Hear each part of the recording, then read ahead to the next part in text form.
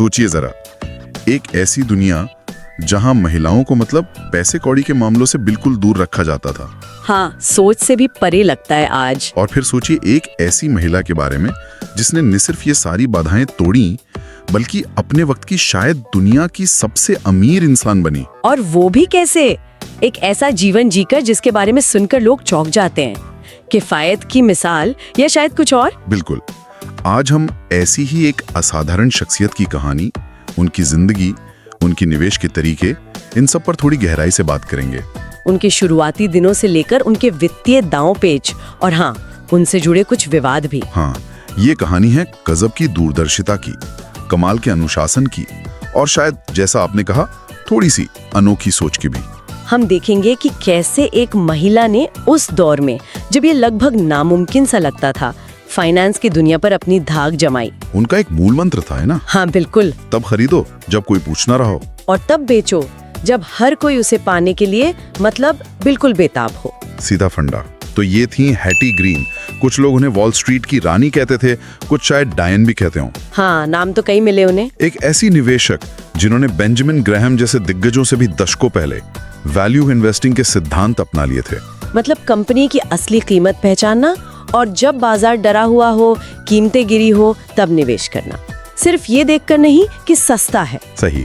1834 में जन्मी थी वो एक अमीर व्यापारी परिवार में और बचपन से ही पैसों के हिसाब किताब में उनकी दिलचस्पी थी, जो उस वक्त लड़कियों के लिए आप सोच सकती हैं कितनी अजीब बात मानी जाती होगी। हाँ बिल्कुल। और ये समझ बहुत कम उम्र में दिखने भी लगी थी। एक किस्सा है ना? हाँ, जब उन्हें न्यूयॉर्क भेजा गया, मकसद था कि किसी अमीर घराने में शादी हो जाए। अच्छा। तो वो पार्टियों में जाती थी, लेकिन वहाँ वो मर्दों की वॉल स्ट्रीट की बातें सुनती थी बड़े ध्यान से। दिलचस्प। उन्हें घूमने फिरने के लिए $1200 मिले थे। अब उन्होंने क्या किया? सिर्फ $200 खर्च किए और बाकी के $1000 सीधे सरकारी बॉन्ड्स में लगा दिए। कमाल है। यहीं से उनकी बचत की आदत और निवेश की समझ साफ दिखती है। बिल्कुल। उनकी निवेश रणनीति का एक बड़ा उदाहरण तो अमेरिकी गृह युद्ध के ठीक बाद का है। हाँ, वो बताइए। देखिए, युद्ध के बाद देश की हालत खस्ता थी। कोई सरकार के वॉर बॉन्ड्स खरीदने को तैयार नहीं था, रिस्क बहुत था। हेट्टी ने क्या किया? उन्होंने भारी मात्रा में ये बॉन्ड्स खरीदे, बहुत कम कीमत पर। उन्हें यकीन था कि देश संभलेगा। हाँ, उन्हें भरोसा था कि इनकी कीमत बढ़ेगी और उनका अंदाजा बिल्कुल सही निकला। अकेले इस एक निवेश से सोचिए उस जमाने में $1.25 मिलियन से ज्यादा कमाए। अविश्वसनीय। और ये सिलसिला रुका नहीं। रेलरोड बॉन्ड्स में भी उन्होंने बड़ी चतुलाई दिखाई। अच्छा, वो दौर जब अमेरिका में रेलवे लाइनें बिछ रही थी।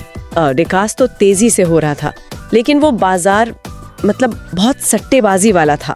धोखाधड़ी भी खूब थी। कई कंपनियां दिवालियां हो रही थीं।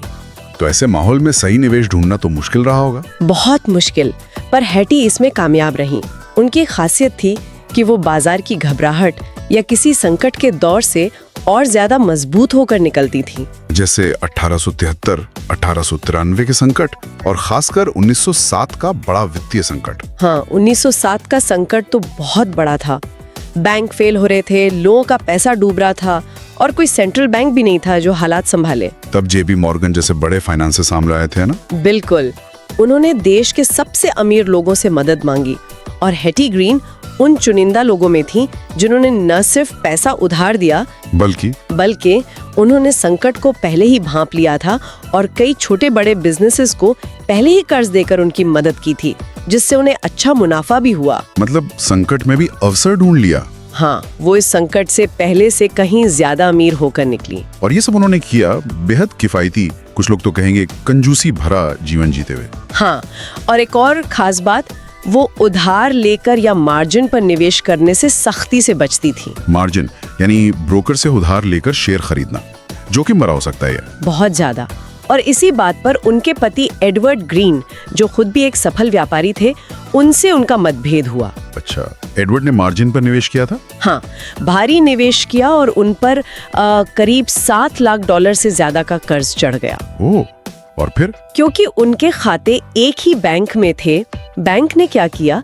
गैर कानूनी तरीके से हेट्टी पर दबाव डाला कि वो एडवर्ड का कर्ज चुकाएं। ये तो गलत था। सरासर गलत।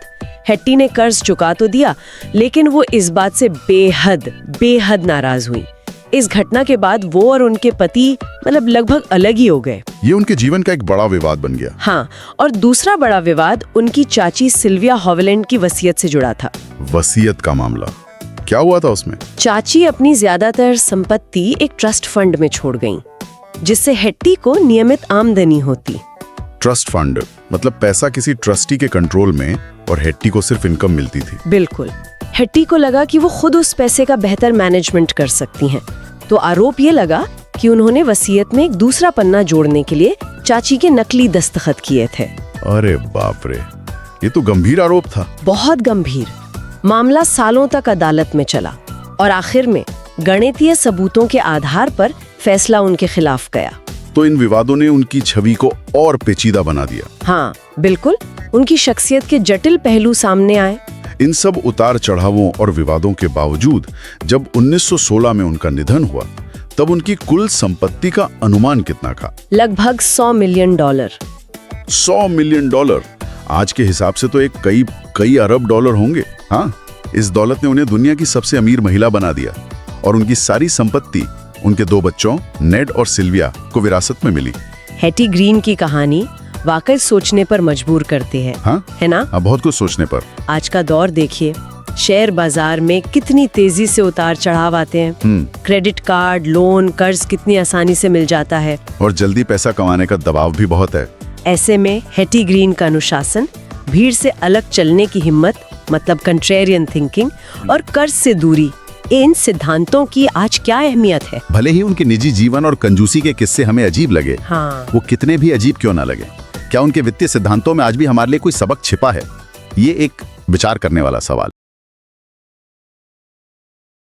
If you found this video valuable, please hit the like button and subscribe to the channel and set the bell icon to all for notifications. Feel free to leave a respectful comment. Vulgar or inappropriate comments will be blocked. See you in the next video.